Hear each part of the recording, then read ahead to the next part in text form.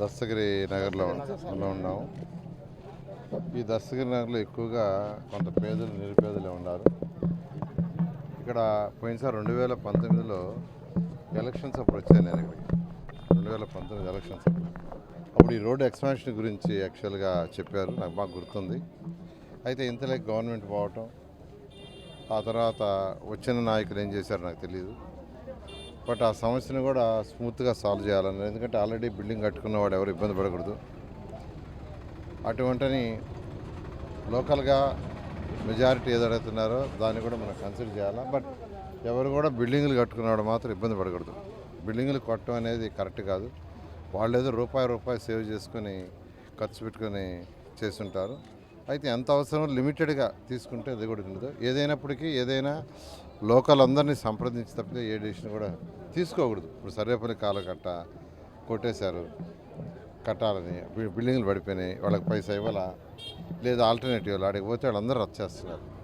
అంటే జాఫర్ కెనాల్ దగ్గర వాల్ కట్టాలని చెప్పి కొట్టేశారు, ఆడికి పోతే వాళ్ళందరూ రచ్చ. సార్ మాకు ఒక పైసా లేదు, ఇల్లంతా సగం పోయింది, ముక్కాలు బాగుంది, ఎక్కడుండాలి మేము? నేను ఒకటి చెప్తున్నాను, నేను అనేక దేశ విదేశాలు అమరావతి రాజధాని కోసం తిరిగా.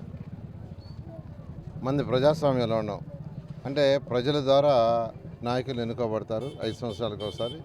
ప్రజల యొక్క సమస్యలను ఎప్పటికప్పుడు తెలుసుకొని సాల్వ్ చేయటం, దానికి తగ్గట్టుగా చట్టసభల్లో చేయటం నాయకుల యొక్క లక్షణం. అదే చైనా లాంటి కంట్రీలో మనకంటే ఎక్కువగా వాళ్ళు ఊర్లు ఖాళీ చేయిస్తారు. చైనాలో ఊర్లు ఖాళీ చేయించేస్తారు. వాళ్ళు వచ్చి ఈ ఊరు ఖాళీ చేయాలంటే ఖాళీ చేయాల్సింది, ఇంకా దానికి ఏమి ఆర్గ్యుమెంట్స్ ఏమి ఉండవు. కానీ ఖాళీ చేయించే ముందు వాళ్ళని సంప్రదించి వాళ్ళతో మాట్లాడి వాళ్ళకి ఆల్టర్నేట్ చేసి వాళ్ళందరినీ షిఫ్ట్ చేసి తర్వాత హ్యాండ్ ఓవర్ చేసుకుంటారు. అక్కడ ఈవెన్ చైనాలో కూడా నేను స్టడీ చేశాను. ఒక ఏరియా వాళ్ళకి కావాలా రోడ్ వేయటానికో లేదంటే ఎక్స్పాన్షన్కో ఒక ఇండస్ట్రీ కట్టడానికి కావాలని ఆర్డర్ చేస్తే ఇవ్వాల్సిందే. అది ఎంత పెద్ద బిల్డింగ్లైనా చిన్న బిల్డింగ్లైనా. కానీ వాళ్ళకి అంతకంటే బెనిఫిట్ అంటే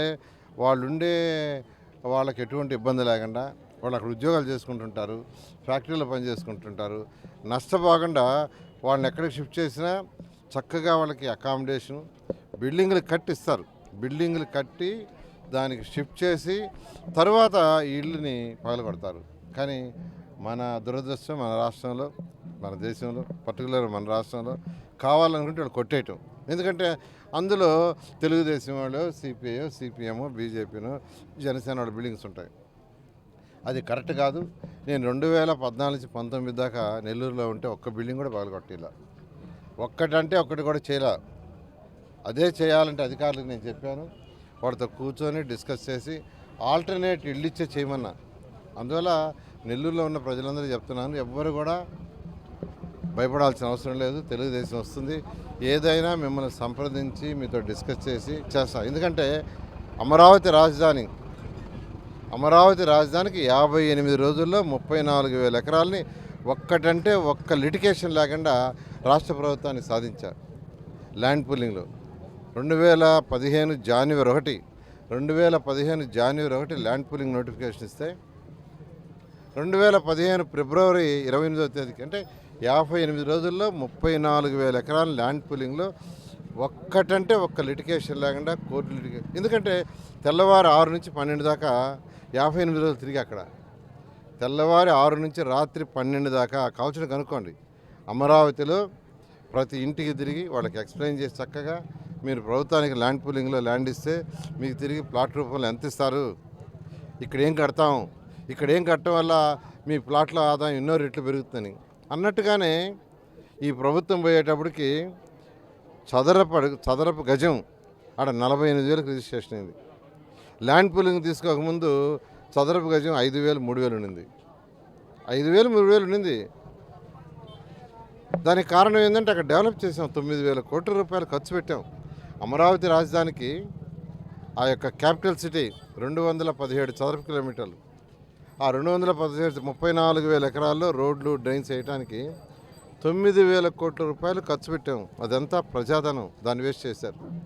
ప్రజలు ట్యాక్స్ కడితే వచ్చిన డబ్బేది. ప్రభుత్వానికి డబ్బు ఎక్కడి నుంచి వస్తుంది?